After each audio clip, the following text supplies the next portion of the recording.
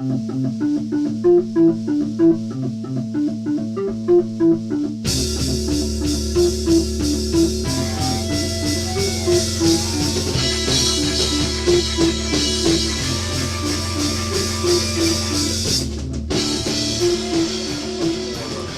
was just my roommate, and he would just hear us from the back of the apartment where we were writing the songs, and he would always say, "You guys have no rhythmic talent at all. You need a drummer."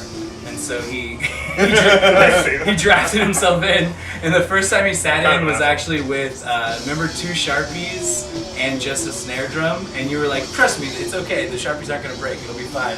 And then like halfway through trying to play the first song, like there was ink just like scattered all over the room.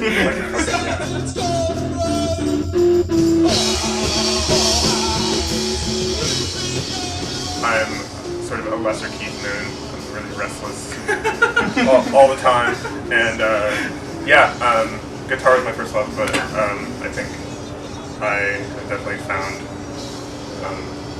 my style rhythmically playing in this band.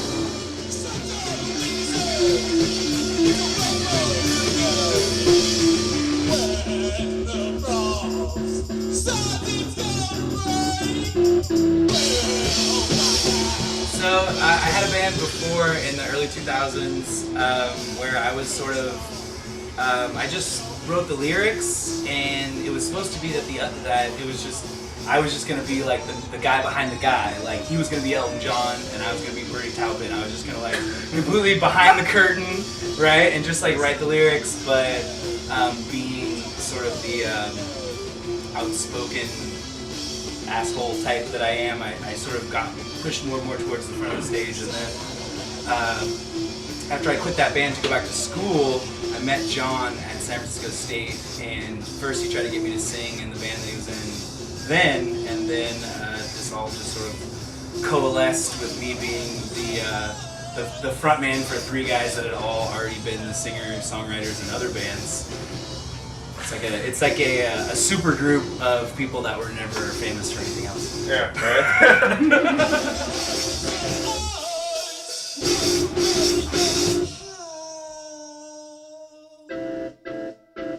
For me, it's just been I've just dedicated my life to this, so I own a little indie label that is just kind of been a stepping stone, Pleasant Heat Records, and it's just been a way to hopefully help other artists get somewhere place bigger and better, and I'm hoping that's going to happen with us as well.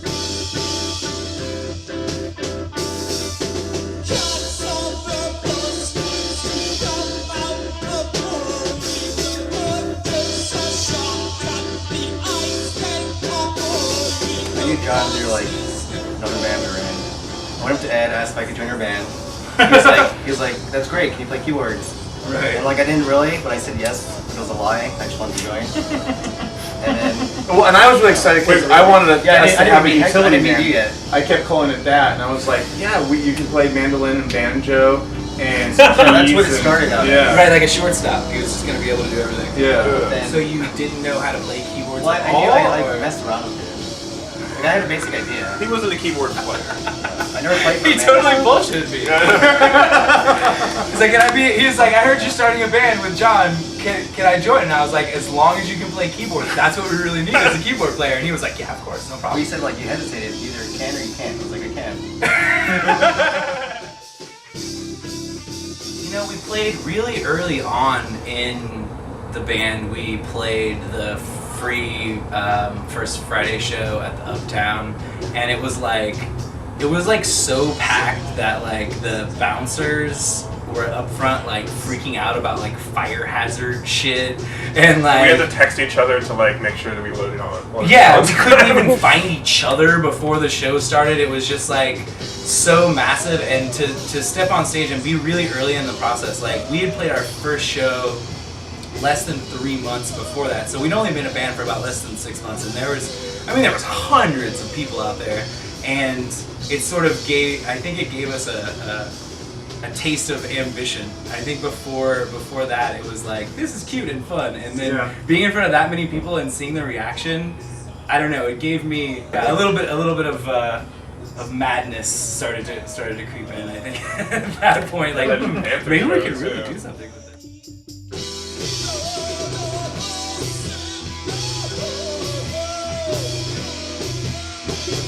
I've actually met people where they say, I'm going to start a band and be in a band, and if it doesn't break, then I'm just going to go do something else. And it's like, that's completely the wrong take of like playing music or doing anything. I got It's advice it's for- love, you know? For all it's that, love. the number one rule is you have to have chemistry and like people in your band. Yeah. Yeah, don't start a band with people that you think you might end up hating, because it's gonna 'Cause then you'll suck probably really hate bad, and then you're gonna feel like indebted to those people, rightfully so, because you've all joined into a contract. But don't take it lightly. Don't start a band without intending to be married to those people. This is You the know, most it's- intense- I would say This is the most dedicated relationship I've been in my life. So. this one right here.